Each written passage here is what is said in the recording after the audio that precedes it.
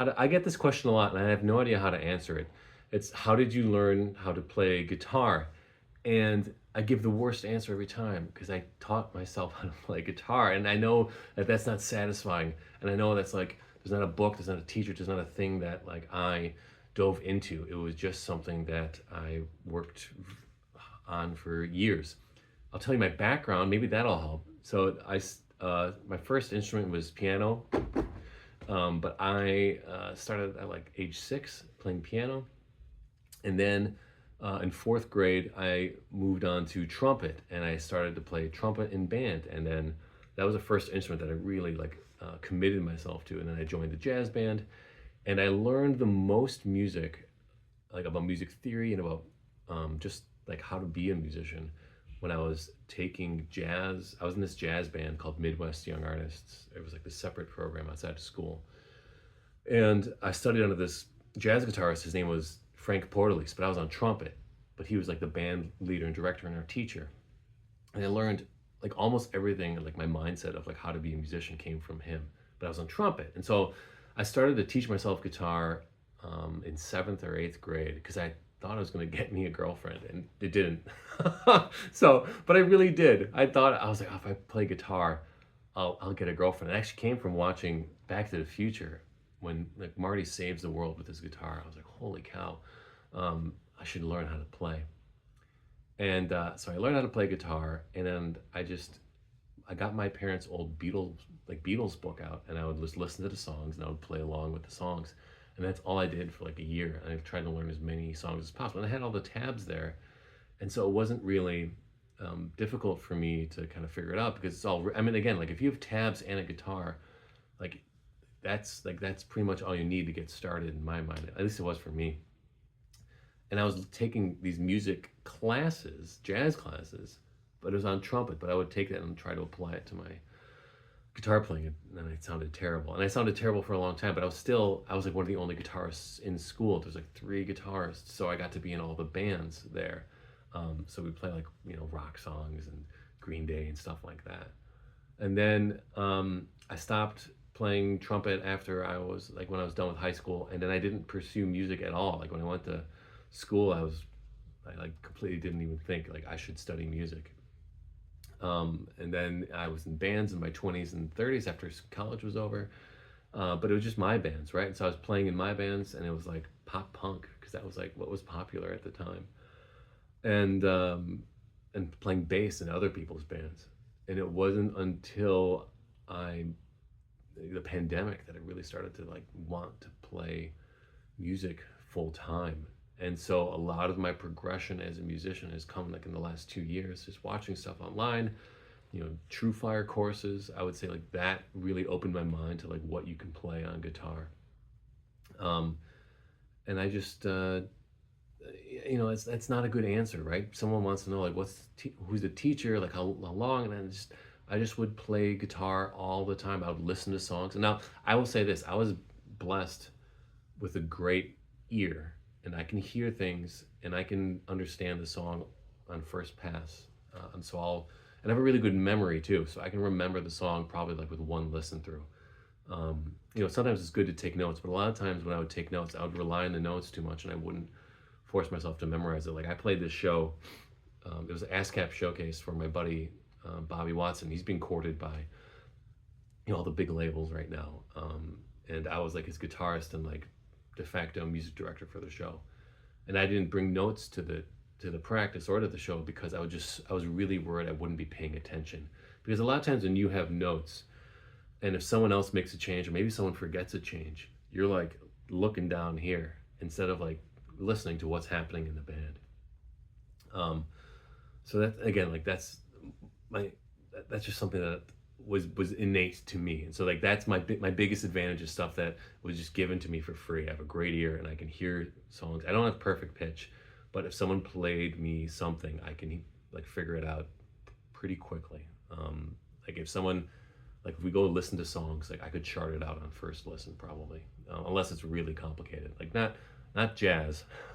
Unfortunately, this is what's crazy. Like I learned all these jazz concepts on trumpet, and like none of the jazz theory made its way to my guitar. It was like rock stuff or like just like the idea of improvisation.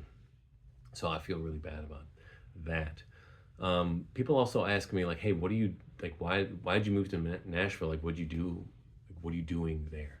So a couple uh, ways to answer that, but the main reason is I came here to pursue music, and I moved here 3 years ago. Actually, starting next week, it's 3 years, and brought my family with me, and my brother lives here, and it's been like a it's as difficult as you would expect it to be, right? The best musicians in the world live here, some of the best, right?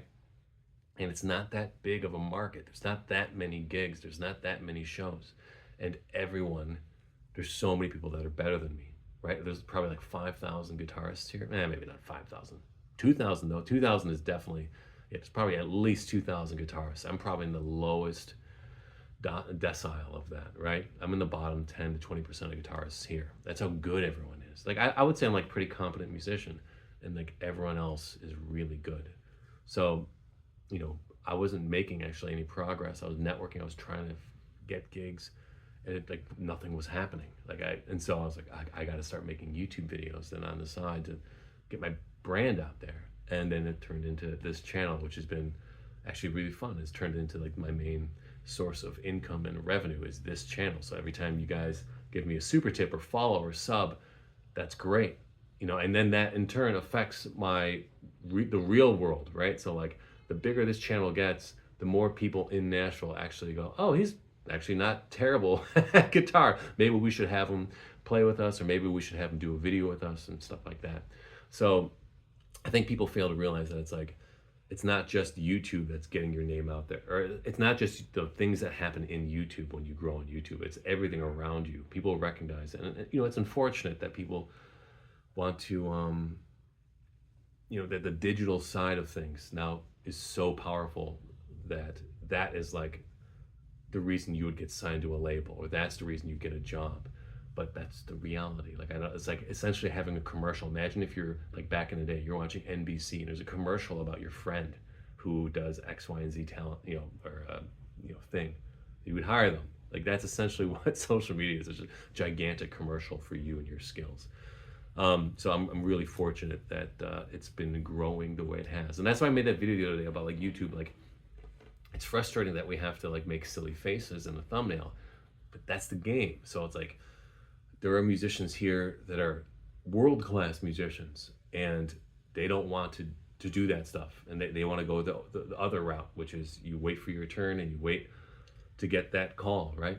Someone gets sick or someone gets fired because they're drunk or whatever it is, and then you're that next person they call for some reason. Or there's that producer that's on their way up and they bring you with them. That happens a lot too, but it doesn't happen enough to support however many musicians are here, right? I would say, I remember reading a stat where it's like 80% of musicians leave after their first year here, and that sounds about right. It's a really it's really competitive. Like imagine the best people in the world. You're competing with all of them, and again, it's not that big of a market. There's not that many gigs, because if you got a guitarist that's playing 20 gigs a week or 10 gigs a week, right? Like it's not like each guitarist gets one gig. Like each guitarist has 15 gigs.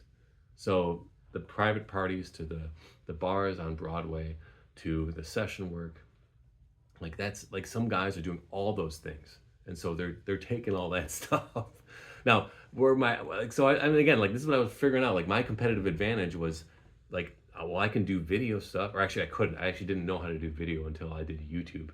So I started to build a YouTube, but I'm not afraid of starting videos, and I don't mind humiliating myself with like a video that gets 100 views. Like whatever, that's kind of the game. And it's got me here. So that's my competitive advantage. I don't play better than them. I don't have more contacts than them. I don't have like the background or pedigree that they have. I didn't go to Belmont. I didn't go to Music Institute or all these like great schools. But I do have a YouTube channel. So sometimes that's enough. Sometimes that's enough to get someone to call you. Be like, hey, love what you did. Want to play here. Or want to help us on whatever X, Y, and Z project. Which is fun. I hope you guys have been enjoying those backing tracks that I made the other day. It didn't seem like the video was shown to many people, but whatever. the backing tracks will still be there regardless. One thing that I've noticed is that I played like on one of those backing tracks, it's like a slow gospel kind of groove, right? That's like a very like Eagles-esque kind of thing. And just to like start off when you're starting off a solo. So let's say, obviously the song starts on the 1, right? It starts on G. I'll play it like this so you guys can see. Sometimes you want to start off with tension. So like the most obvious note to start off from least tension to most tension. You're starting off in the G, right? Okay. But then like starting off on the 3rd. That's good. There's just a little bit of a tension because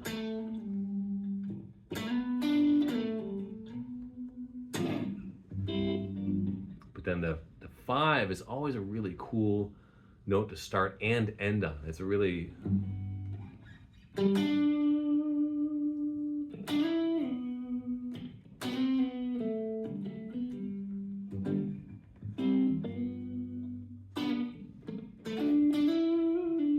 you can go from wherever you want, but like try starting off on different notes to create tension. I mean, you can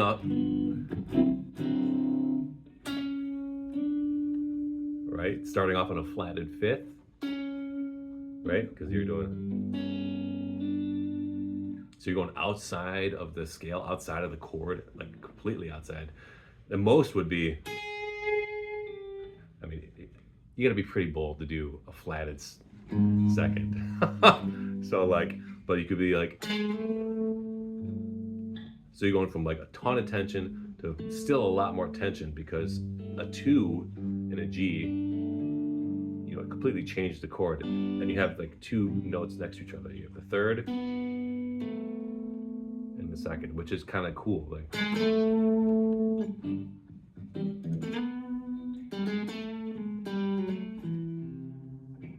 it's pretty hard to do. It's hard to make that work in your solo, at least like when you're starting it off. Maybe on the 2nd go around you have something there, like it's incorporated into a motif. But 6 is always good, right? That's very John Mayer. He loves the 6.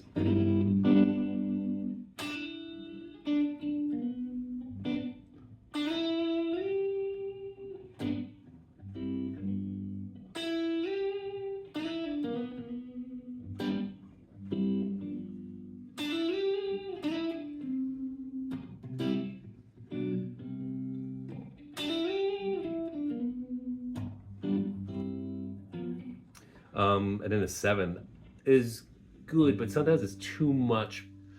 Sometimes the dominant 7. Sometimes it adds just like, it takes away from the chord and it like pulls the whole song to your note. Do you know what I mean? Because it's like, it's a nice stable G chord, right? And it just like, it's because that's a tritone too, right? So you're asking for a lot from the listener and from the band when you play dominant 7, especially to start off. Because if the song is not an obviously dominant, you should save that 7 for like when it really matters, when it really counts. Probably the last lick, right, of your solo. The very last one, your exit, like when you saying goodbye to the audience, like that's when you throw in a 7, where it's.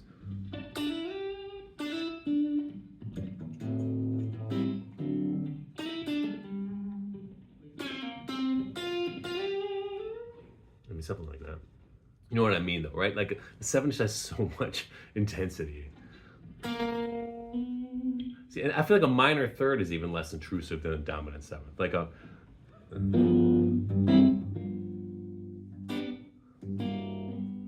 Right? That's like.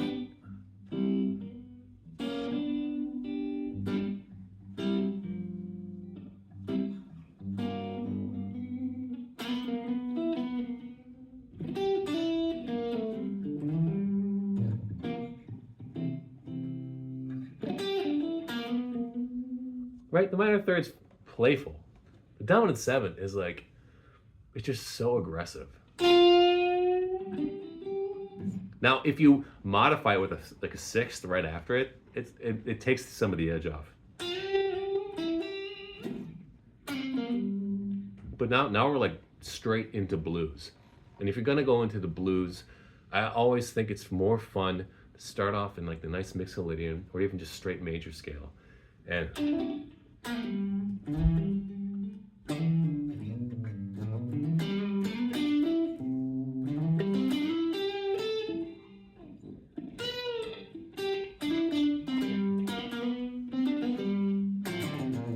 and you just like throw a little blues lick in there at the end, because the blues lick, when you get into like a blues thing, now they're like, now I'm blues pentatonic guy, and you're just like obsessed. You just get stuck. I get stuck on it, and so I always like to save it to the end, or if I feel like the band is moving in that direction. Obviously, in the backing track, it's the same thing every time. But like when you're in a jam session, and even if it's a blues jam, like try to stay away from the blues and specifically the pentatonic, for just a little bit, right? Just so you can have somewhere to go, because the blues is like the last stop essentially, unless you even go even further and you start going into like super crazy stuff like Phrygian or Locrian kind of stuff. But usually like that's not able to be done. So I mean, the great, B.B. King kind of stuff, right? I guess it's more like Albert King.